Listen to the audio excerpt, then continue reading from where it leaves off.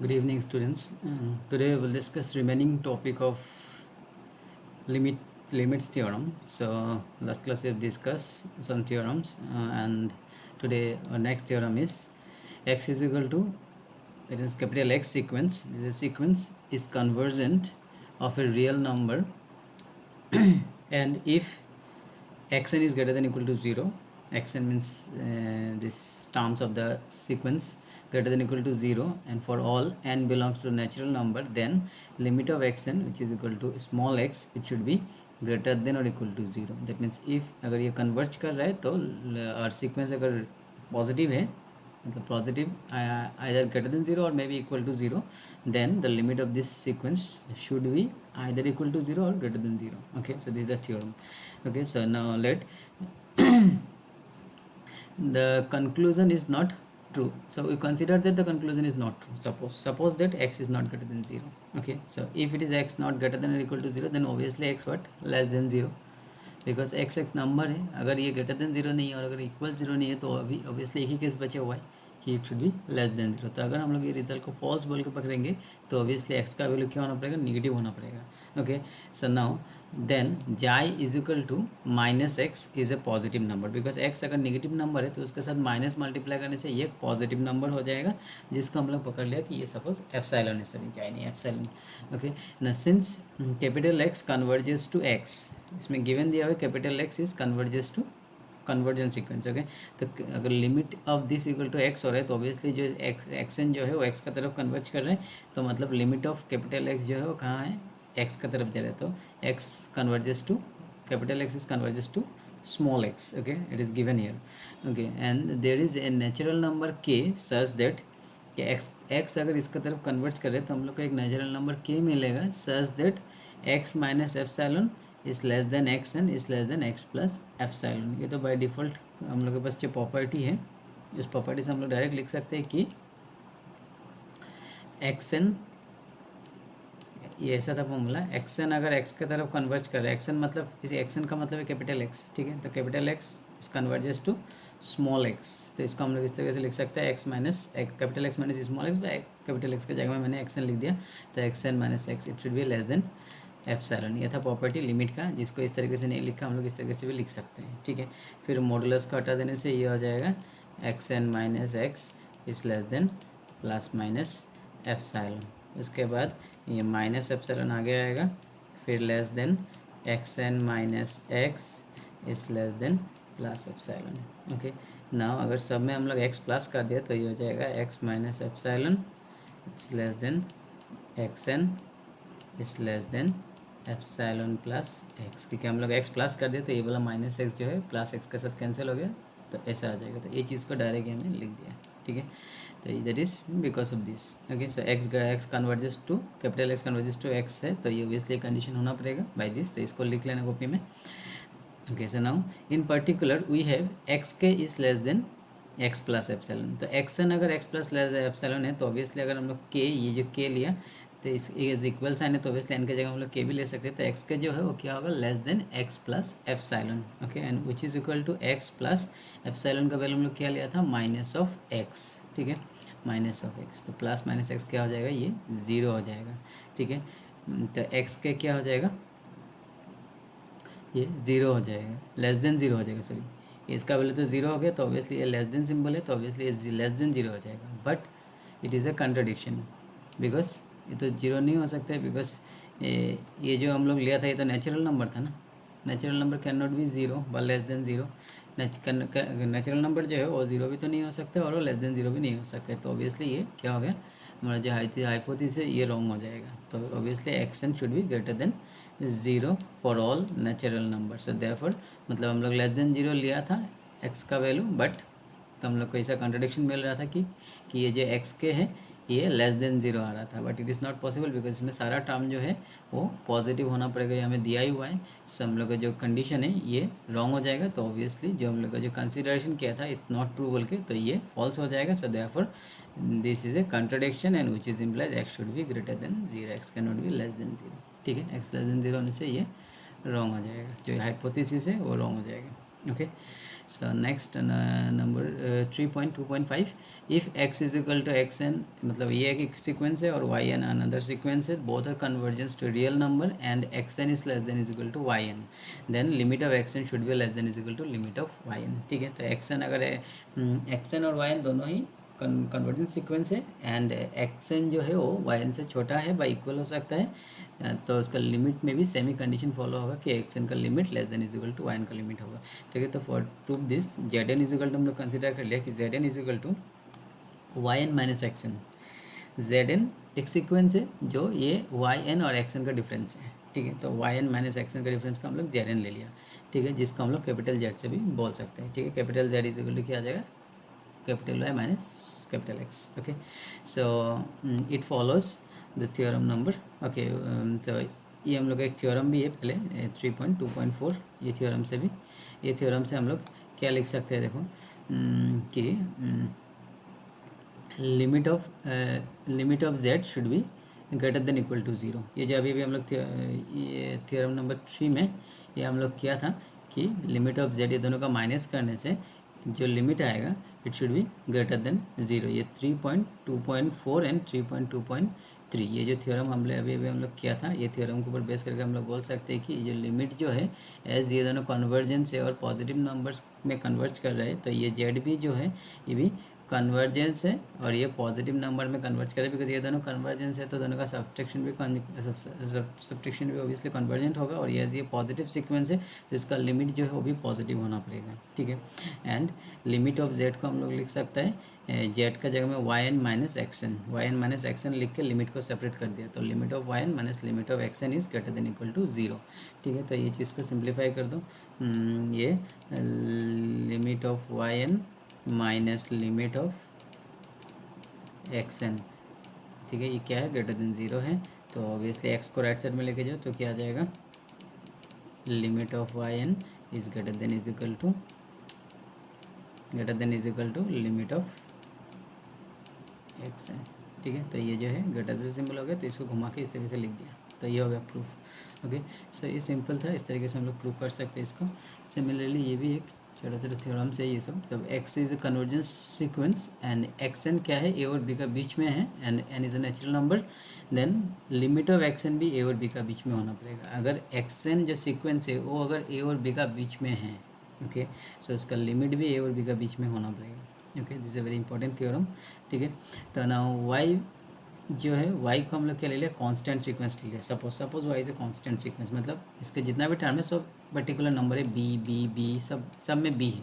ठीक है, जैसे कि 1,1,1 ऐसे करके चलता है सीक्वेंस, तो ऐसा एक सीक्वेंस ले लिया. ओके, सो अभी ये जो लास्ट थ्योरम था 3.2.56 कर रहे हैं, उससे पहले वाला जब हम लोग प्रूव किया था 3.2.5 इम्प्लाइज, ये थ्योरम में हम लोग को क्या मिला था कि लिमिट ऑफ एक्स जो है is less than is equal to limit of y. ठीक है, लिमिट ऑफ एक्स जो है और लिमिट ऑफ एक्स क्या होगा, लिमिट ऑफ वाई से छोटा या इक्वल होगा, और लिमिट ऑफ वाई हम लोग क्या लिया यहाँ में, लिमिट ऑफ वाई बी ले लिया ना, ये कांस्टेंट, ये सारा कांस्टेंट है तो ऑब्वियसली इसका लिमिट भी ये किसका तरफ अप्रोच करे, सारा बी है तो बी में ही जा रहा है इसका सारा टर्म, तो ऑब्वियसली वाई का जो लिमिट हो बी में जाएगा, तो इसलिए limit of x is less than is equal to limit of y which is equal to b. Similarly one can show that a less than is equal to limit of x, मतलब अगर हम लोग similarly उसी तरीके से अगर हम लोग ये एक्स के लिए लेंगे कि एक्स सारा ए में जा रहा है, तो उस तरीके से हम लोग लिख सकते हैं कि limit of x is greater than is equal to a. Okay, तो इस तरीके से फाइनली हम लोग ये रिजल्ट को लिख सकते हैं, क्योंकि ये इस तरीके से लिमिट ऑफ एक्स क्या हो गया, less than is equal to b, और यहाँ में हो गया limit of x greater than is equal to a, तो ऑब्वियसली रिजल्ट बन गया. दोनों को एक साथ करके इसका इक्वेशन नंबर 1 इसका इक्वेशन नंबर 2 देख के हम लोग डायरेक्ट लिख सकते हैं. ठीक है, स्क्यूज थ्योरम, ये थ्योरम देख लो, ये एक्स जो है सीक्वेंस है, वाई भी सीक्वेंस है, जेड भी सीक्वेंस, इसमें 3 सीक्वेंस दिया गया है, और इसमें जो वाई है वो एक्स और जेड का बीच में है. ठीक है, तो limit of x n is equal to limit of z n, ये दिया हुआ है. Okay, then y n is converges, तो अगर एक्स एन और वाई एन दोनों का लिमिट अगर सेम है, ठीक है, एक्स एन वाई एन अगर दोनों का लिमिट सेम है, then y n is convergent, तो वाई एन जो है वो कन्वर्जेंट होगा, and limit of x n, limit of y n and limit of z n same होना पड़ेगा। ये ऑलमोस्ट लाइक सैंडविच थ्योरम हम लोग को जो मिला हुआ है कि दोनों ये अगर कन्वर्ज कर रहे हैं और इसका लिमिट भी जिसमें जा रहा है ऑब्वियसली इसका लिमिट भी उधर ही जाना चाहिए, ऐसे हम लोग एक सैंडविच थ्योरम में मिला हुआ था। ठीक है, देख लो। ओके, लिमिट डब्ल्यू is equal to limit of x n and limit of z n, ये तो दिया हुआ है, दोनों का लिमिट सेम है तो उसको डब्ल्यू ले लिया।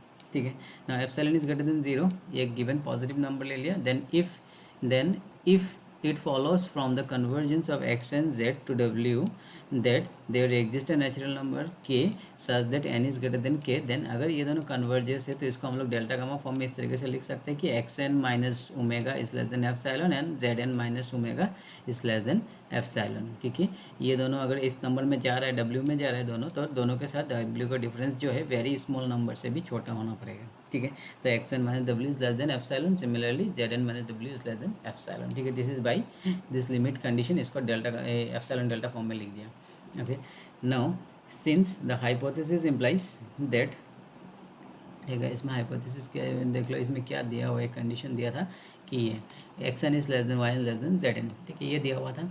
तो इसमें अगर हम लोग इनिक्वलिटी है तो इनिक्वलिटी में एक नंबर हम लोग माइनस कर सकते हैं, तो सब में क्या कर दिया, इसी को लिख दिया, या में सब में एक डब्ल्यू माइनस कर दिया। ठीक है, ये ओमेगा जो है इसको माइनस कर दिया, कर सकता है इनिक्वलिटी में कोई भी नंबर सब्सट्रैक्ट कर सकता है, same same number, then there is no change in the value of the inequality. Okay, so अभी इसके जगह में इसका वैल्यू क्या है, ये जो है इट फॉलोज, तो ये मैंने बोल दिया क्यों होगा, बिकॉज वो गिवन कंडीशन से ये आया। ठीक है, अभी इसमें से मोड एक्स एन माइनस डब्ल्यू, ठीक है, तो एक्स एन माइनस डब्ल्यू, अभी भी मैंने बोला था एक्स एन माइनस डब्ल्यू अगर ये लेस देन एप्सिलॉन है तो इसको हम लोग इस तरीके से लिख सकते हैं, minus epsilon is less than x N minus W is less than plus epsilon. ठीक है, तो इसके जगह माइनस एप्सिलॉन जो है इससे छोटा है। ठीक है, तो इससे छोटा एक नंबर हम लोग इधर में लिख सकते हैं जो है माइनस एप्सिलॉन। ठीक है, ठीक है, सिमिलर क्योंकि माइनस एप्सिलॉन इससे छोटा है। सिमिलरली ये जेड एन माइनस डब्ल्यू, ये भी एज मॉडुलस दिया तो इसको भी हम लोग ऐसा लिख सकते हैं, इस तरफ एप्सिलॉन होगा, इस तरफ माइनस एप्सिलॉन होगा। अभी भी लास्ट प्रॉब्लम में मैंने करके दिखाया था क्यू हुआ था। ठीक है, तो अभी एप्सिलॉन जो है ये क्या है, जेड एन माइनस ओमेगा से बड़ा है, तो obviously z N minus omega से बड़ा हम लोग ये एप्सिलॉन को लिख सकते हैं। ठीक है, तो अभी डायरेक्ट मैंने इसको लिख दिया एप्सिलॉन और ये वाई एन माइनस डब्ल्यू और ये एप्सिलॉन। ठीक है, ओके, तो इसमें से हम लोग क्या लिख सकते हैं, तो ये जो है ये कौन सा देखो ये कहाँ से आया था, ये यहाँ से आया था, ये कहाँ से था, ये यहाँ से आया था।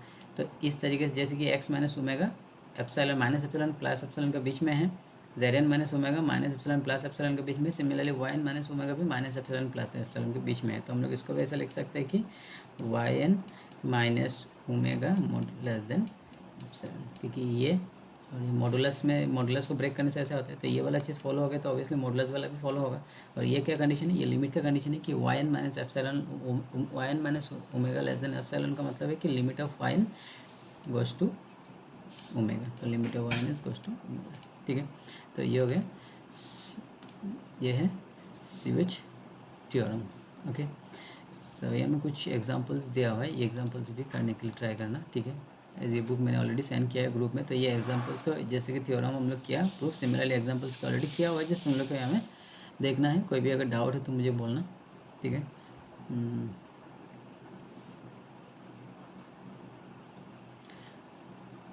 उसके बाद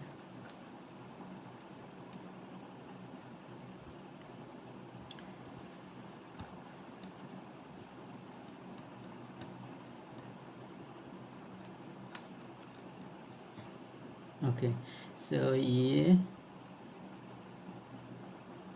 भी एक है थ्योरम कि x is convergence to x, capital x मतलब एक्सन जो है एक्स की तरफ कन्वर्ज कर रहे हैं, तो sequence of modulus of x n of absolute value, modulus मतलब इसका हम लोग एब्सोल्यूट वैल्यू बोलते हैं। ठीक है, मॉडुलस ऑफ एक्सन को हम लोग एब्सोल्यूट वैल्यू भी बोल सकते हैं, तो absolute modulus of x n of absolute values of absolute value converges to modulus of x, मतलब इसका जो मॉडुलस है वो मॉडुलस ऑफ एक्स में कन्वर्ज करेगा। Then that is if x is equal to limit of x n then modulus of x is equal to modulus of x n, तो इसका अगर मॉडुलस लिया, इसका अगर एब्सोल्यूट लिया तो इसका भी एब्सोल्यूट में ही कन्वर्ज करेगा ये। ठीक है, तो ये इसमें देख लो, ये मॉडुलस ऑफ एक्स एन। तो ये चीज़ को हम लोग इस तरीके से भी लिख सकते हैं कि एज डेल्टा गामा फॉर्म में मॉडुलस ऑफ ये दिस माइनस जो कन्वर्ज हुआ है वो नंबर इस लेस देन क्या होता है एप्सिलॉन। ये हम लोग को मालूम है एप्सिलॉन डेल्टा फॉर्म, तो इसको हम लोग एप्सिलॉन डेल्टा फॉर्म में भी लिख सकते हैं। ठीक है, अभी मॉडुलस के अंदर हम लोग इसको मॉडुलस ऑफ एक्स को हम लोग एक्स भी लिख सकते हैं बाय ट्रायंगुलर इनइक्वलिटी। ठीक है, और इसको भी हम लोग एक्स लिख सकते हैं। ठीक है, ये क्रोलेरी को देख लेना, ये क्रोलेरी में दिया हुआ है कंडीशंस। ठीक है, तो अगर ये less than x N minus x हो गया तो अभी एक्स एन माइनस एक्स, देखो ये दोनों अगर ये एक्स एन अगर एक्स में जा रहा है तो इसका मतलब क्या है x N minus x is less than epsilon. तो ऑब्वियसली ये अगर लेस देन एप्सिलॉन है तो ये भी लेस देन एप्सिलॉन हो जाएगा। तो ये अगर ये ट्रू है तो ऑब्वियसली ये भी ट्रू हो जाएगा, तो obviously it should be true. ठीक है, तो इस तरीके से इसको थोड़ा अच्छे से लिखना है, यहाँ में शॉर्टली लिख दिया। ठीक है, तो सिमिलरली ये वाला पार्ट, ये वाला थ्योरम को भी करने के लिए ट्राई करना है। ठीक है, ये 2 थ्योरम बाकी है। ठीक है, तो अभी नेक्स्ट क्लास में हम लोग ये मोनोटोनिक सीक्वेंस में जाएगा। ठीक है, this is our last topic, monotonic convergence sequence and इसका theorems. Okay, what is monotonic sequence and about the monotonic convergence theorem. That is the last topic which we will discuss in our next class. Okay, so thank you students, next class we will discuss.